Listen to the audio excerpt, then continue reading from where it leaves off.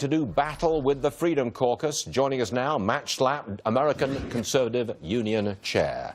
Is that a good negotiating strategy? Because some people say the president's attacking his own base. What say you?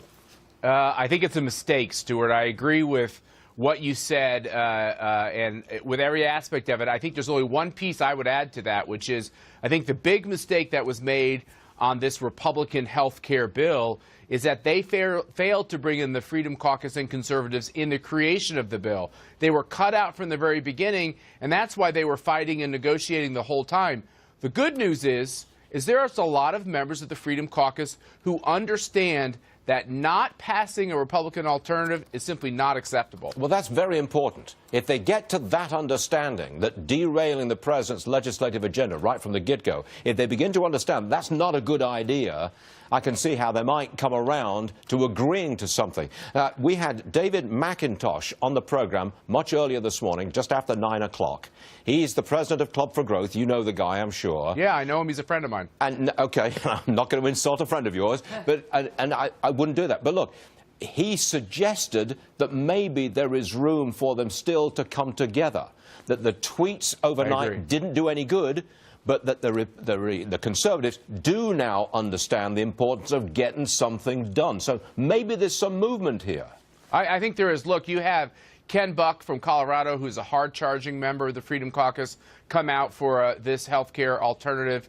You've had Congressman Ted Poe, Brian Babin.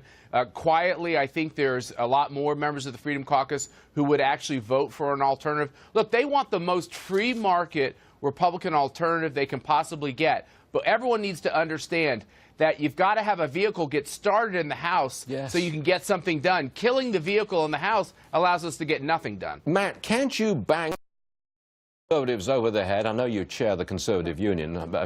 We're not doing the union part so well these days, Stuart. Well, no, that's very true.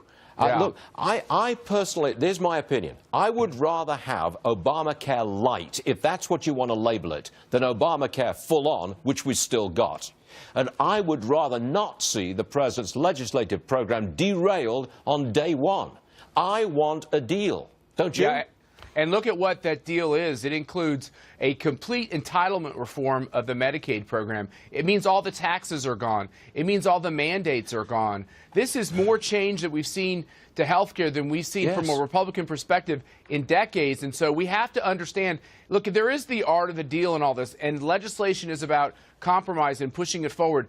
It's simply political malpractice to go back to our supporters next election and saying, sorry, guys, we just couldn't get it done. That's not acceptable. Well said, Matt Schlapp. Well said indeed. Glad you're on the show. Thanks, Stuart. Give my best to the Freedom Caucus. Thanks for